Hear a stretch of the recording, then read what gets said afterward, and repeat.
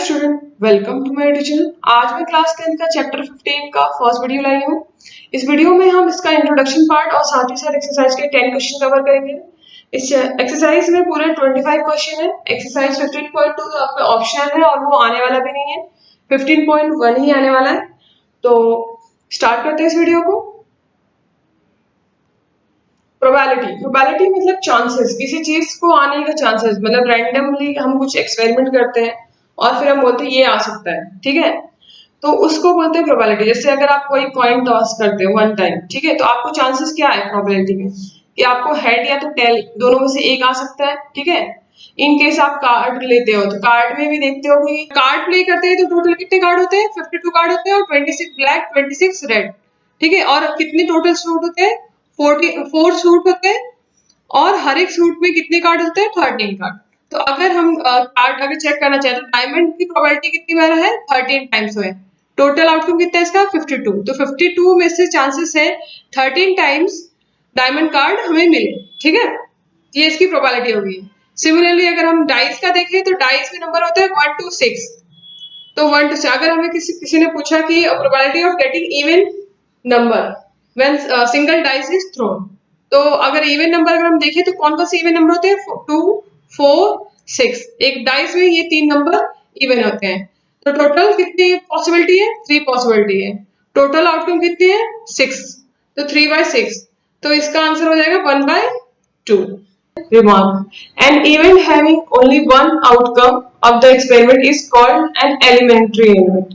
ठीक है, elementary event किसे कहेंगे, जिसमें केवल एक ही आउटकम है। जैसे आपका ये हो गया कॉइन का, कॉइन में अगर हम हेड को एक बार टॉस कर रहे हैं तो हेड आने की चांसेस कितनी बार है, 1 टाइम है। ये हमारा हो जाएगा एलिमेंट्री, ठीक है। पर एलिमेंट्री एग्जांपल कौन से रहेगी, जिसके आउटकम ज्यादा रहेंगे। जैसे इवन नंबर के मैंने चेक किया, डाइस को टॉस किया और कितने इवन आ रहे हैं, टोटल 3 इवन आ रहे हैं, 2 4 6, 3 चांसेस है, ठीक है। तो ये हमारा एलिमेंट्री इवेंट नहीं कहलाएगा। पर ये जो कॉइन रहेगा वो हमारा क्या कहलाएगा, एलिमेंट्री इवेंट, ठीक है। नेक्स्ट है the sum of probability of the all elementary events of the experiment is 1। मतलब आप जितने भी करोगे एलिमेंट्री इवेंट का सम, उन सबका सम क्या आना चाहिए, 1। और आपको पता होगा लास्ट क्लास में 10th में भी नाइन्थ में भी आपने पढ़ा होगा प्रोबेबिलिटी की वैल्यू कहाँ पे लाई करती है। Probability of any event should be lie between less than equals to 1, मतलब 1 के इक्वल रहेगा या तो 0 से बड़ा रहेगा। नेगेटिव नंबर अलाउ नहीं है यहाँ पे, ठीक है। यहाँ पे एक चीज आपको नोट करने की जरूरत है, यहाँ पे नेगेटिव अलाउ नहीं है। 0 से स्टार्ट होता है और 1 के अराउंड वो खत्म होता है, ठीक है। पर एलिमेंट में क्या है, सारे अगर हम जितने भी प्रोबेबिलिटी हमने फाइंड किया उसका सम करेंगे तो 1 आएगा। जैसे आप अगर आप कॉइन का देख लो, हेड एंड टेल आएगा, ठीक है। फर्स्ट का अगर हमने टॉस किया तो हेड के आने के चांसेस क्या है, 1/2। अगर हम वही सेम फाइंड करना चाह रहे हैं कि टेल का आने का कितना चांसेस है, तो वो भी प्रोबेबिलिटी क्या है, 1/2। अब इन दोनों को ऐड करेंगे तो 1 ही आ रहा है। मतलब यहाँ पे ये प्रूफ हो गया कॉइन का जब भी हम करेंगे तो इस तरीके से क्या आ जाएगा, मतलब कॉइन का क्या, मतलब जितने भी एलिमेंट्री एक्सपेरिमेंट है या एलिमेंट्री इवेंट है उनकी प्रोबेबिलिटी जब भी हम फाइंड करेंगे सभी का सम देखेंगे 1 आएगा। अगर सम 1 नहीं आया तो आप एक बार वापस से अपना कैलकुलेशन चेक करेंगे, वहां पे कहीं ना कोई मिस्टेक आपको मिल जाएगी, ठीक है। पॉइंट नंबर 3, द इवेंट, ये कॉम्प्लीमेंट का डिफिनेशन है, ठीक है। The event complement of E representing not E is called complement of the event, ठीक है। मतलब ई हेड आने की चांसेस क्या है, हाफ। तो हेड नहीं आने के चांसेस क्या है, हम क्या करेंगे टोटल, मतलब 1 में से जो प्रोबेबिलिटी ऑफ इवेंट हमने निकाला है उसकी वैल्यू माइनस कर देंगे। तो यहाँ पे प्रोबेबिलिटी है कि नहीं आने के चांसेस क्या है, वो भी हाफ है। आने के भी चांसेस क्या आ रहा है हमें, हाफ। नहीं आने के चांसेस क्या आ रहे हैं, हाफ। तो जब भी आपको दिया रहा है प्रोबेबिलिटी ऑफ इवेंट और अगर आपको पूछा जाए कि प्रोबेबिलिटी ऑफ नॉट ई, मतलब नॉट इवेंट, मतलब वो इवेंट ना हो, तो क्या करेंगे, 1 माइनस प्रोबेबिलिटी ऑफ इवेंट को माइनस कर देंगे जो भी आपको दिया रहेगा वैल्यू, ठीक है। इन कॉइन के केस में क्या आ रहा है, दोनों ही हाफ आ रहा है, ठीक है। प्रोबेबिलिटी ऑफ इवेंट भी हाफ आ रहा है और प्रोबेबिलिटी ऑफ नॉट ऑफ ई भी हाफ आ रहा है। इम्पॉसिबल इवेंट, इम्पॉसिबल इवेंट इसका मतलब क्या होता है, जो पॉसिबल ही नहीं है। जैसे अगर आप किसी से कोई पूछा आपसे कि probability of getting a number 8 या कोई भी 7 in single throw of die, एक डाई को अगर थ्रो कर रहे हो, ठीक है, ओनली वन डाई, यहाँ पे इमेज वैल्यू 2 का है, ठीक है, अगर 2 का भी है तो हम सम के अकॉर्डिंग वाला क्वेश्चन पढ़ा थे, ट्विस्टेड रहेगा, ठीक है।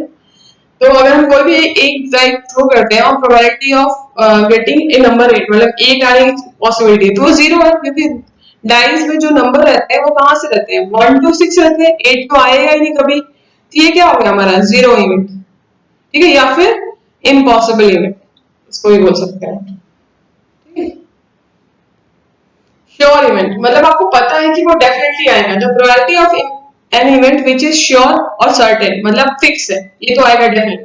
तो अगर इस वन, जब भी हमें पता है कि वो 100% आएगा, उस इवेंट को वैल्यू क्या हो जाएगा हमारा 1। जैसे कि the probability of getting number less than 7 in single throw of die, ठीक है, अगर हम डाई को थ्रो करते हैं तो 7 से लेस ही नंबर आएगा, क्योंकि 1 to 6 से डाइज में रहता है, तो ये हर बार इसका आंसर 2 आने वाला है, मतलब ये डेफिनेटली आएगा, तो इसकी वैल्यू क्या हो जाएगी 1, इस इवेंट की क्या हो जाएगी हमारी वैल्यू 1, ठीक है। तो इन सबसे हमने देखा, तो जो मैंने लास्ट प्रीवियस स्लाइड में बताया था कि प्रोबेबिलिटी की वैल्यू कहां से आई करती है, 0 greater than equals to probability of event is less than equals to 1, मतलब 0 से लेके 1 के बीच में प्रोबेबिलिटी रहेगा। एक और बात, एलिमेंट्री वाला जो भी रहेगा प्रोबेबिलिटी इवेंट, उसमें क्या रहेगा, उसका सम 1 आना चाहिए, ठीक है। इस तरीके से हम क्वेश्चन को चेक कर सकते हैं, नेगेटिव नंबर अलाउड नहीं है, ठीक है। तो ये आप ध्यान देना, 1 से बड़ा नंबर भी अलाउड नहीं है और 0 से पहले वाले नंबर अलाउड नहीं है। अब ये थोड़ा कार्ड के बारे में जान लेते हैं, क्योंकि क्वेश्चन जो है कार्ड्स पे भी है, तो आपको कार्ड के बारे में थोड़ा सा पता होना चाहिए। जैसे कार्ड टोटल कितने थे, 52, ठीक है, इसमें 26 कैसे होते हैं, आपके ब्लैक कार्ड होते हैं और 26 रेड कार्ड होते हैं, ठीक है। इसमें 4 सूट्स होते हैं, मतलब 4 पेयर होते हैं, जिसमें 13 कार्ड हर एक के रहते हैं। तो वो कौन से कार्ड होते हैं, spade, heart, diamond and clubs, ठीक है। डायमंड और रेड हार्ट को देखा होगा हमने, रेड कलर में रहते हैं, और स्पेड और क्लब्स कैसे होते हैं, आपके ब्लैक कलर के होते हैं। ये आपके सभी के 13 पेयर होते हैं, ये सारे कार्ड आपके 13 पेयर के होंगे, ठीक है। कार्ड में कैसे नंबरिंग होते हैं आपके, हर एक सूट, मतलब अगर ये हम देख रहे हैं, स्पेड में देख रहे हैं या हार्ट में देख रहे हैं या डायमंड में देख रहे हैं, तो हर एक सूट में किस तरह के फेसेस होते हैं, हर एक एस होता है, किंग होता है, क्वीन होता है, जैक होता है, 10 9 8 7 6 5 4 3 2 1, यहाँ तक इस तरह के सारे कार्ड नंबर होते हैं। और किंग, क्वीन और जैक को फेस कार्ड होते हैं। कभी कभार ऐसे डायरेक्ट क्वेश्चन पूछता है फेस कार्ड के बेस, ठीक है। तो आपको पता होना चाहिए फेस कार्ड कितने होते हैं टोटल, फेस कार्ड और टोटल 3 होते हैं, ठीक है, 3 तरह के होते हैं, किंग, क्वीन, जैक्स, बाकी सारे नंबर वाले कार्ड होते हैं, और एक एस होता है, ठीक है। Exercise 15.1. Complete the following statement. Question number 1. Probability of an event E plus probability of event not E. तो हमें पहले ही पता है probability of event plus probability of not of E, मतलब इन दोनों का सम क्या होना चाहिए, 1 होना चाहिए।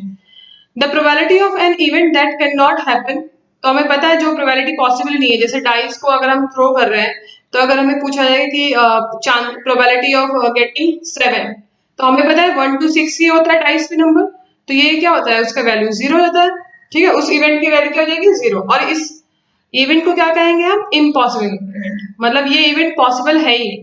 Question number 3. The probability of an event that is certain to happen, तो जो पॉसिबल है, मतलब अगर हम कुछ डाइस को थ्रो करते हैं और पूछते हैं कि probability of getting less than 7, तो लेस देन 7 सारे ही नंबर लेस देन 7 है, तो इसका वैल्यू क्या हो जाएगा 1, और such event is called as sure और सर्टेन इवेंट। इस तरह के क्वेश्चन आपके एमसीक्यूज या फिर फिलअप्स में पूछ सकते हैं, ठीक है। तो इसको ध्यान से कीजिएगा कि क्योंकि इसमें से क्वेश्चन बन सकते हैं, और डेफिनेटली एक ना एक क्वेश्चन 1 मार्क्स के तो बनेंगे ही बनेंगे। नेक्स्ट क्वेश्चन देख लेते हैं। The sum of probability of all 3 elementary events of an experiment is 1। हमें पता है जो भी एलिमेंट्री इवेंट रहता है उसका हमेशा क्या होना चाहिए, जितने भी पॉसिबिलिटी हुई है, जितने भी हम इवेंट्स के वैल्यू निकाले हैं, उसका सम क्या होना चाहिए 1, ठीक है, तो ये एलिमेंट्री कंडीशन, जो जब भी एलिमेंट्री इवेंट रहेगा तो इसके लिए मस्ट कंडीशन है। ठीक है, अगर 1 नहीं आ रहा है तो आप अपने क्वेश्चन को वापस से चेक करेंगे, कहीं ना कहीं जरूर मिस्टेक मिल जाएगी आपको। ठीक है, नेक्स्ट क्वेश्चन क्या है, the probability of an event is greater than और इक्वल्स टू 0। तो हमें पता है प्रोबेबिलिटी की वैल्यूज कैसे लाई करती है, 0 greater than equals to probability of event यहाँ पे रहता है मिडल में, और ये लेस देन इक्वल्स टू 1, मतलब 1 से बड़ा नंबर अलाउ नहीं है। और साथ ही साथ हमें ये भी नोट करने की जरूरत है यहाँ पे कि जो भी नंबर रहेगा वो 0 या फिर 0 से बड़ा नंबर रहेगा, मतलब यहाँ पे नेगेटिव नंबर अलाउ नहीं है। ठीक है, तो डेसिमल में वैल्यू हो सकता है, क्योंकि 0 से 1 के बीच में सारे जो डेसिमल में ही वैल्यू आएंगे। ठीक है, तो ये एक और एम यहाँ पे फिलअप्स कंप्लीट हो जा रहा है। नेक्स्ट क्वेश्चन देख लेते हैं, question number 2, which of the following experiment have equally likely outcomes, explain. ठीक है, तो यहाँ पे क्वेश्चन दिया रहेगा और इसमें चांसेस दिया रहेगा, तो आपको ये चेक करना है कि क्या ये पॉसिबिलिटी है, दोनों ही चीज पॉसिबल है या नहीं है, तो वो चेक करना है हमें। तो जिसमें पॉसिबल है उसको रीजन देना होगा, और जिसमें नहीं पॉसिबल है उसका भी रीजन देना है क्यों नहीं पॉसिबल है। तो देख लेते हैं इसके भी क्वेश्चंस।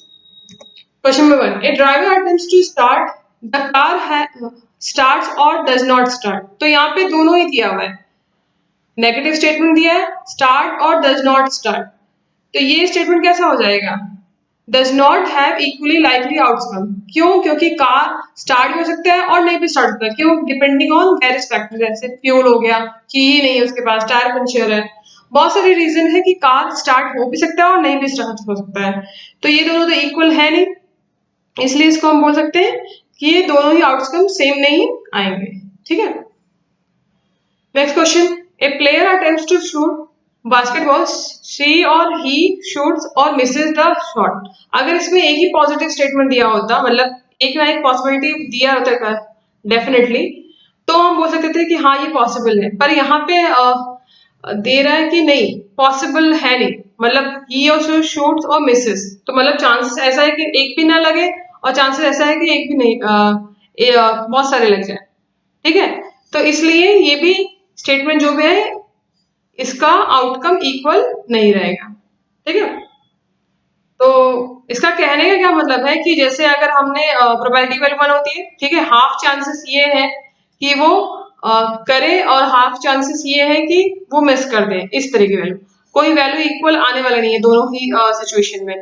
ठीक है, तो इसलिए ये स्टेटमेंट फॉल्स हो जाएगा, ये दोनों इक्वल नहीं रहेंगे इस तरीके। Question number 3, a trial has to make a solution a true false question, the solution is right or wrong। तो यहाँ पे दिया है सिंपली ट्रू है, तो आंसर आपका जो है सोल्यूशन जो है राइट है।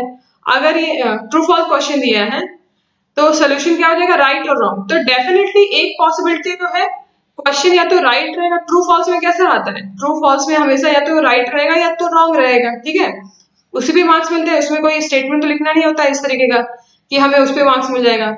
अगर ट्रू फॉल्स अगर पूछा है तो आपको बताना पड़ेगा कि हाँ ये ट्रू है या फॉल्स है, तो डेफिनेटली एक पॉसिबिलिटी तो है ही है, तो ये इसका जो आउटकम रहेगा वो इक्वल आएगा। ठीक है, आइदर रॉन्ग और राइट। इन केस अगर रॉन्ग रहता है तो उसके लिए नेगेटिव नंबर, और अगर राइट रहता है तो उसके लिए पॉजिटिव। मार्किंग की बात कर रही हूँ मैं यहाँ पे, प्रोबेबिलिटी की नहीं, प्रोबेबिलिटी इवेंट जो रहेगा उसके वैल्यू तो पॉजिटिव नंबर ही रहेगा कोई भी। ठीक है, a baby is born, it is boy और गर्ल, तो डेफिनेटली इसका आउटकम जो है इक्वली रहेगा। क्यों, क्योंकि अगर बेबी बॉर्न हुआ है तो डेफिनेटली वो एक बॉय और गर्ल, तो एक पॉसिबिलिटी डेफिनेटली होगी, तो इसलिए इसका आउटकम हम बोल सकते हैं कि इक्वली लाइकली आउटकम। ठीक है, next question, question number 3, why is tossing a coin considered to be fair way of deciding which team should get the ball at the beginning of the football game. ठीक है, तो ये पूछा है कि coin को क्यों हम बोलते हैं कि ये फेयर वे है, मतलब एक फेयर तरीका है कि हम इससे डिसाइड कर सकते हैं कौन सा टीम स्टार्ट करेगा फुटबॉल गेम में। तो उसका रीजन यही है कि कॉइन के कितने फेस होते हैं, टोटल 2 फेसेस होते हैं। तो एक टीम ने अगर हेड डिसाइड कर लिया, दूसरे ने टेल डिसाइड किया, तो हम अगर टॉस करें तो इन दोनों में से ही कोई एक आएगा। हाँ, कभी रेयर चांसेस में ऐसा हो सकता है कि कॉइन वो फ्लिप ही ना करे और ऐसे ही वर्टिकली वो खड़ी रहे ऐसे, तो उस केस में तो वो अलग बात है। लेकिन जब भी डिसीजन लिया जाएगा तो 2 ही वे में हमें डिसीजन मिलता है, हेड या टेल। जिसने हेड चूज किया, अगर उसका हेड आ गया तो वो जीत गया, जिसने टेल डिसाइड किया उसका टेल आ गया तो वो जीत गया। तो मतलब ये एक फेयर तरीका हो गया हमारे लिए कि कौन सा टीम फर्स्ट स्टार्ट करेगी फुटबॉल खेलना। ठीक है, तो वही यहाँ पे डिस्क्राइब किया हुआ है, कुछ नया नहीं लिखा हुआ है यहाँ पे, बिल्कुल ठीक है। Question number 4, which of the following can not be probability of an event. तो हमें पता है कि प्रोबेबिलिटी की वैल्यू कितना होना चाहिए, लेस देन और इक्वल्स टू 1 और 0 से बड़ा नंबर होना चाहिए। तो मतलब नेगेटिव नंबर तो अलाउ नहीं है, पहले तो हम नेगेटिव नंबर को हटा लेते हैं, ये भी अलाउ नहीं है। ठीक है, 15% को आप कैसे लिख सकते हो, 15/100, ये 0.15 हो जाएगा, तो ये भी अलाउ है ना, ये भी अलाउड है, ये भी है, और 2/3 भी अलाउड है। तो क्या नहीं है, सिर्फ बी वाला नहीं है, बाकी सारे ऐसे हैं जो अलाउड है प्रोबेबिलिटी इवेंट। ठीक है, question number 5, probability of event is equals to 0.05, what is the probability of not of E.